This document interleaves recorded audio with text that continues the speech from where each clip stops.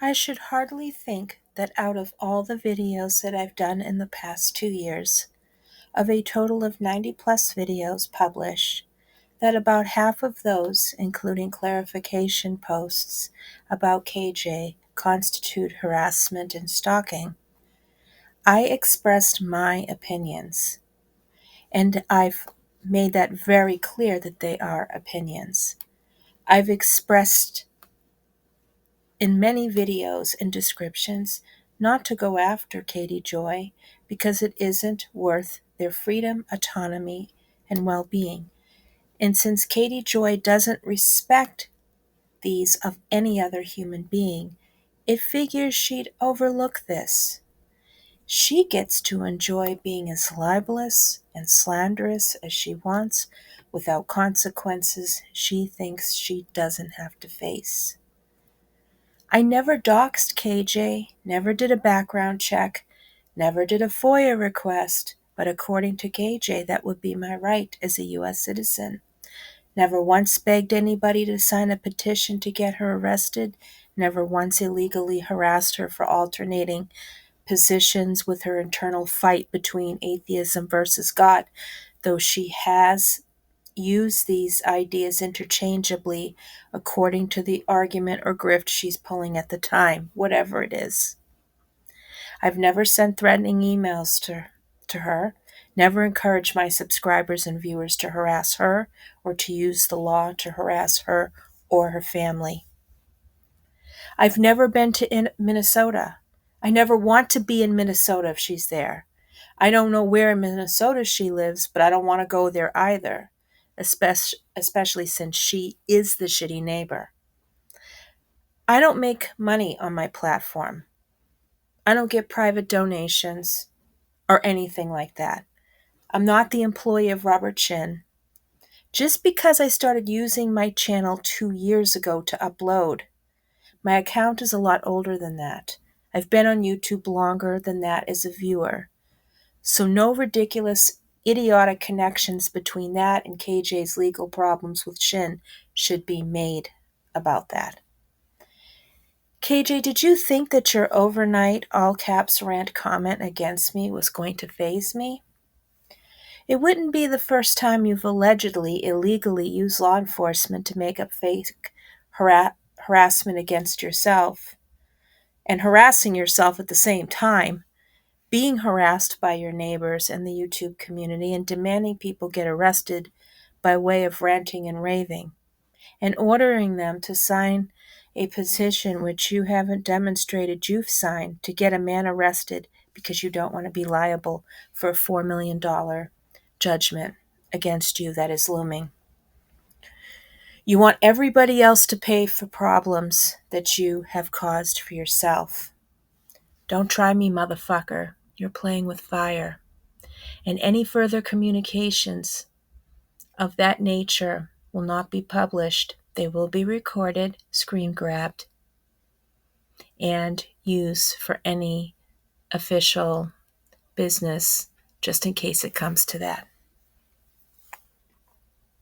It's strange how hours after I posted Steve McRae's video, just for reference so people have some background understanding of what's going on, I received that rant. Now, I did approve that rant for a brief time and made a comment, but I have since removed that, but not before screen grabbing it, taking a screenshot of it, archiving it so that I can use for official business if it comes to that point, since I was being accused of stalking and harassing KatieJoy based on the amount of videos over the past 2 years I've made, which is utter and complete bullshit. The next part of this video is part of a larger video I made earlier this morning before I got that comment. So I did split that because the first part is a personal commentary about what's going on in my life, which is great, by the way. So I will save that for a future presentation, and I took the other half and stitched it onto this. So that's why it might sound like it's in the middle of a conversation. Okay? Thanks for listening. Stuff. I did watch Nikki's video and the threatening emails she received. She has, I believe, addressed it to law enforcement, and she's just waiting for direction by law enforcement, whether or not the channel would have to be hidden for a while or whatever it is that they decide to do together. I don't know. But I think it's disgusting that it comes to that point. And I say, in my opinion, I think KatieJoy's behind it. And I think that KatieJoy deems anybody connected with Steve McRae, for instance, as a threat or is involved, with some of this cult stuff. And it's like the most absurd, nutty things possible. Nothing can be further from the truth. I mean, KatieJoy lied about circumstances, certain involvement with him, and she doesn't understand that she could have put him in some serious jeopardy. And I believe that.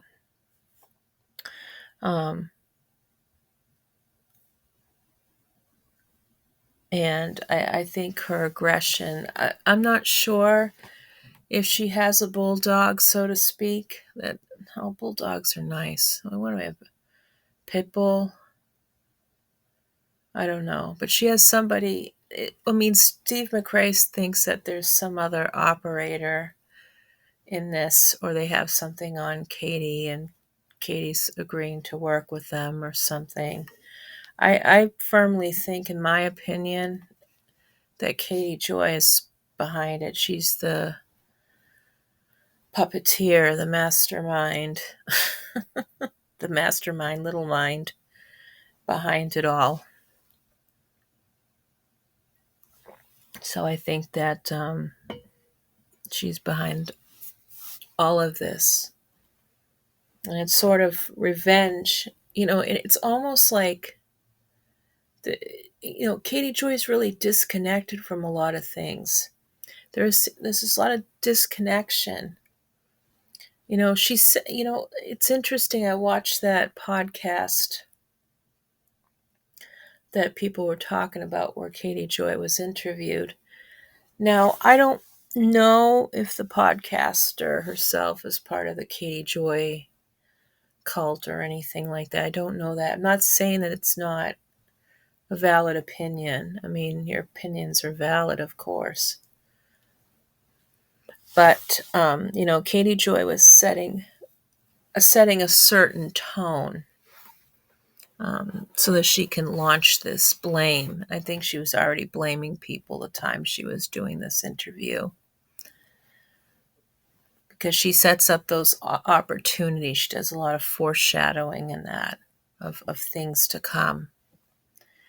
Now, I do not know why KatieJoy thinks these people are all connected to Robert Shin. Now, I don't know if Robert Shin uses bots and things. I mean, Katie, I think, buys her own audience. I think she might have bots going after people. Would explain a lot of the repetitive messages that a lot of us have received. Not messages, but comments on her posts and things. I think Katie's doing all the things that she blames everybody else for doing. And I think I do not, Steve brought up a good point, and I thought the same thing. And I thought there was like some weird sexual tension there between KatieJoy and Robert Shin.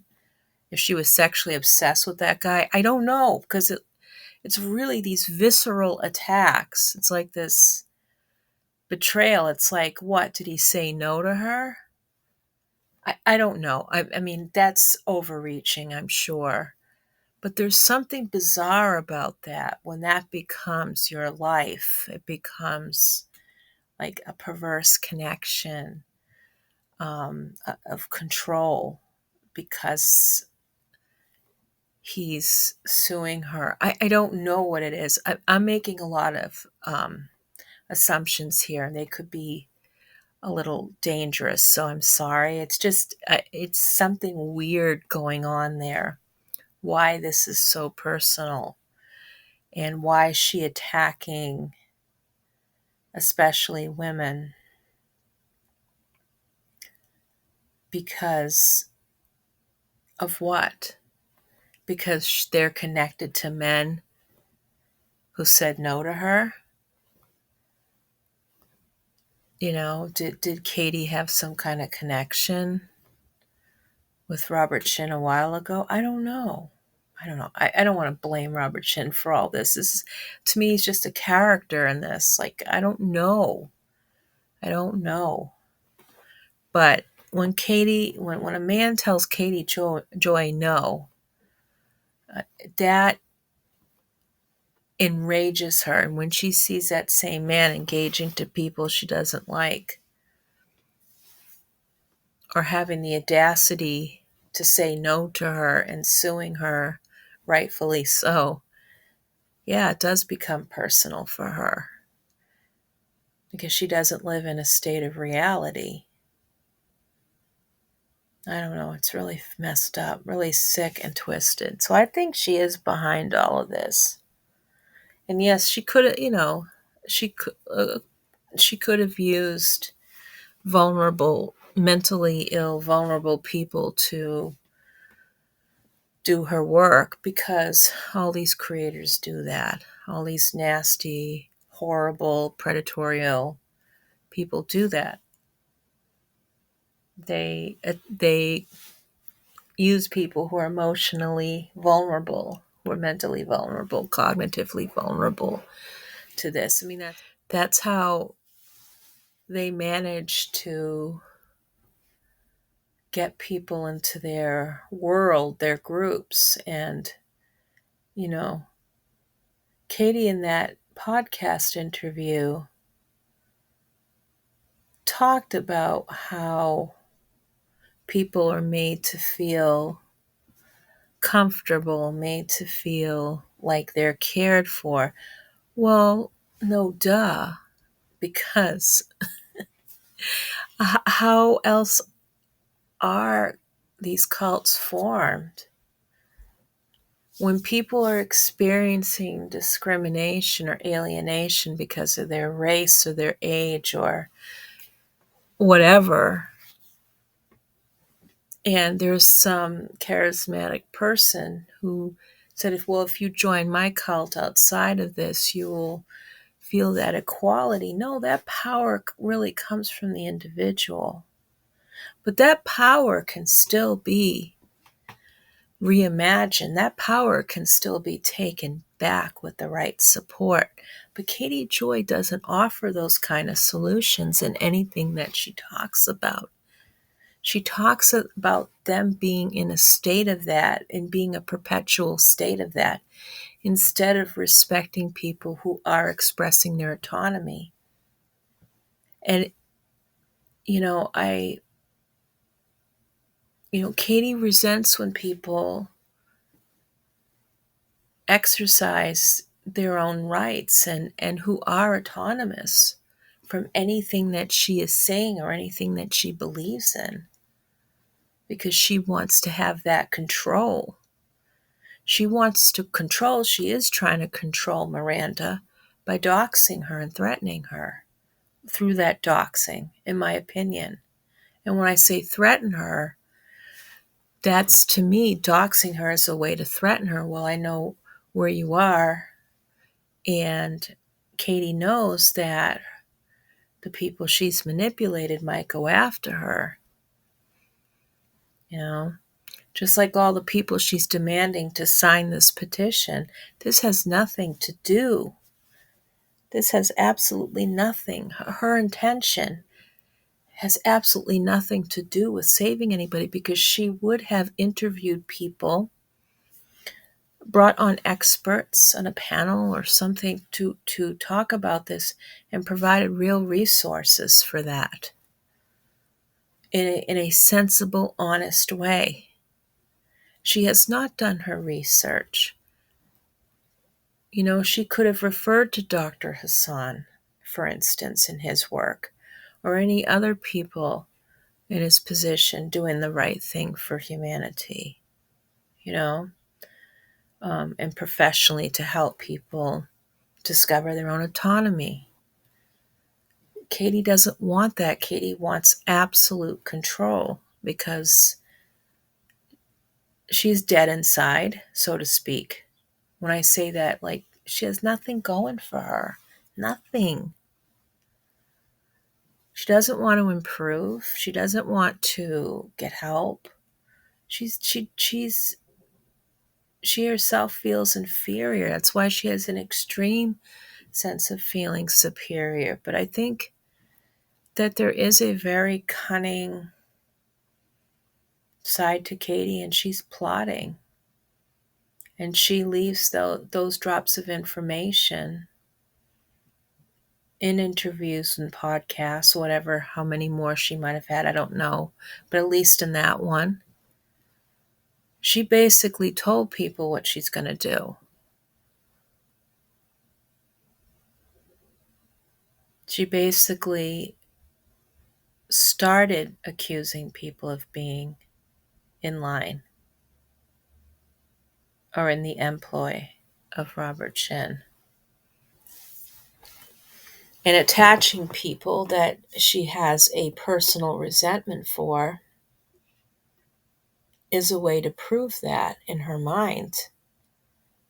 Because I have not seen any proof at all that any of the people she's blaming, or even people who are not associated with her, okay, she decided to transfer that into blaming people for that, for whatever reason, for getting back at them for whatever reason. But there's no proof that these people she's blaming is connected to Robert Shin. I don't see the proof of it. So she's involving her own personal nonsense into what is going on in the whole purpose of this docuseries. And as I've mentioned before, she thought this docuseries was going to help her. It was going to vindicate her or absolve her from any responsibility for creating this mess to begin with. No amount of screaming and finger pointing. Like, listen, I talk about Katie all the time. I can reinforce the points. Okay? But that's because that's what I do. I can't stress enough how dangerous this person is. But I would not expect you to believe me. I wouldn't expect you to take my word for it. I would expect you to do your research. Look into the many examples of her behavior. Go back into her videos. Some of the videos aren't there. I mean, WOACB versus WOACB. She's the real archivist here. Archival consultant, unofficially, voluntarily. Llama Girl. Yes. And Balls 2.0. Because they have that information. Because of stuff that KatieJoy herself has said and done in her own material. Because Katie wants to be the only one who is the master at collecting things and whatever. KatieJoy did not have a significant part in this docuseries. She was not a producer of it. She acts like she had a significant amount of work, and the stuff that she did is piss poor quality investigation. And she doesn't offer any solutions. She doesn't offer any perspectives that are important, unique.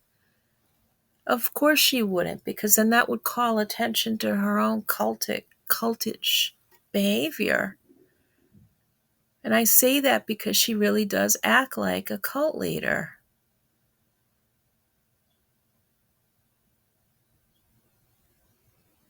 There's no proof there's no proof that the people she's accusing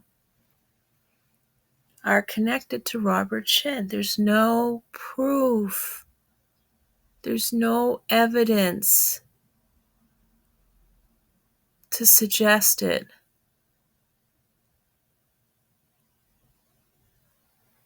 You know, if there were things that were brought up, I would want to know more about that. Because, sometimes some people can be shady, but I have not seen that from the people she's blaming. Is it because KatieJoy thinks that these people are defending him? Or come to the defense of Steve McRae? These are men who said no. Robert Shin said, no, you're not going to fuck with me, KatieJoy, in a business way. And she accused a man of rape because he said no to having a relationship with her. I'm not saying that his actions before that, what his intent was with her, was okay. But to blame a man for raping her, I don't see the proof that this happened by her report. Unless she was indeed inebriated, then she can't consent. But I think that was disproven.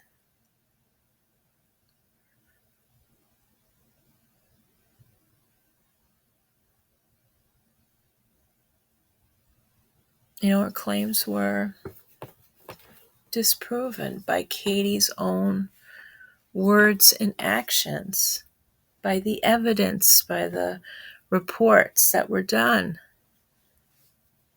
The man said no, and she made a serious charge against him. She made serious accusations toward Steve McRae. She supposedly apologized for that, but she doesn't understand even a false sexual harassment or rape allegation hurt people. Falsely accusing people of being a part of a cult and doing illegal things is in itself fucking illegal on many fronts. And one of my more astute commentators addressed that issue. Well, you're all astute commentators on my channel who respond to my videos. You all have very valid things to say. But when I say that the person seems a little bit more knowledgeable about the law according to what they have referenced, or maybe they are part of that, they understand that from personal experience, professional experience. So I was able to research that myself, but KatieJoy, she doesn't care. She doesn't care. She blames. So when anyone says no to her, that's it. She has no boundaries. No means a complete affront and betrayal to her. And that's an extreme position to take for someone, for anybody. It's extreme. It's emotional instability at its worst. She said she likes to live in the gray, and I agree with Nikki, and I've said it myself. She likes to live in a pile of shit because that gets her attention. KatieJoy has very black and white. She is a polarizing person. Polarizing, but she'll go back and forth when it is convenient, not because she said, you know what, I'm going to change my mind on that. But she might also be easily impressionable, because the first sign that someone she thinks is famous that gives her a nod, she has this sense of power again. It's bizarre. And she'll go along with that if she is getting that attention, if she's in the spotlight. But this docuseries has nothing to do with her life experiences. Nor does she make it easier for anybody, nor does she provide any resources or any meaningful education to help people figure out how to maneuver a life in a cult or anything else for that matter, notwithstanding all the fucking lies she's told.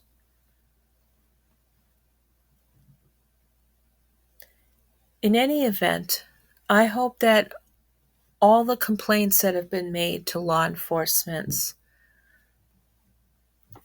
about with receiving these threatening emails, this shit has to stop. You can't do that to people. I don't care how much you hate their fucking guts. If they didn't break the law, if they didn't do anything, then why lie about it? Katie's the one who I believe is breaking the law. It's beyond YouTube stuff at this point, but YouTube doesn't care about criminals running cults, running sex rings on their fucking platforms, among other things. It's really fucking bizarre, this whole thing. But you know what? It's all going to come out. And I think with the next set of FOIA information makes its rounds, there will be a story told. I think Katie's in some dirty stuff, in my opinion. But that'll eventually become exposed. And what is she going to do at that point? We'll eventually find out who's behind this for the most part, I think. Or maybe it's just wishful thinking. Anyway, I'm about to go on my day. I hope you all have a great day. If you observe Juneteenth, happy Juneteenth to you. All of my best. Bye-bye.